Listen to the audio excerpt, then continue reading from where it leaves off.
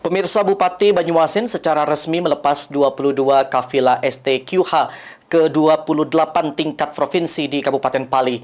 Diharapkan para kafilah yang mengikuti STQH dapat mengharumkan nama Banyuasin serta bisa meraih hasil yang terbaik.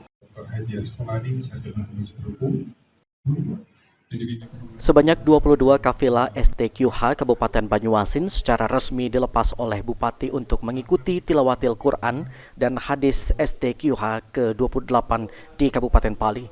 Bupati Banyuasin Askolani mengatakan kafilah yang mewakili Banyuasin diharapkan dapat mengikuti seleksi tilawatil Quran dan hadis dengan baik, semangat dan juga bisa mengharumkan nama Banyuasin serta bisa meraih hasil yang terbaik. Askolani juga berpesan agar para kafilah dapat menjaga kesehatan selama STQH berlangsung.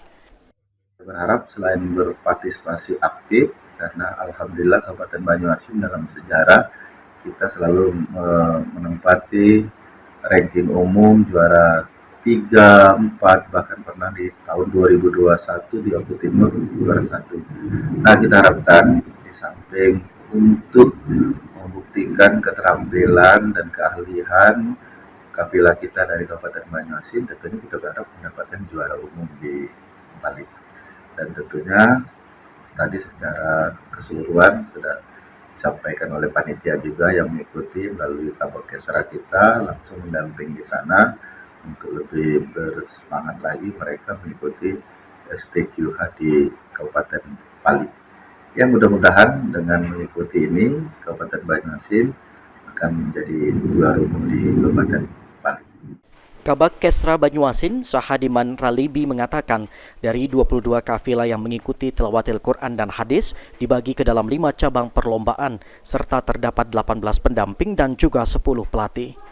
Ditambahkan Syahadiman bahwa pihaknya akan berusaha membawa kafilah Kabupaten Banyuasin meraih hasil yang maksimal. Hanya 22 orang dari 5 cabang kita laksanakan di Bali. Dari 5 cabang ini sebanyak 2 peserta, satu akan dilombakan di Bali. Ini damping 18 pendamping dan 10 orang pelatih. Insya Allah dalam dari tanggal 21 ini sampai tanggal 20 dilaksanakan sesuai dengan arahan Pak Bupati. Kita harus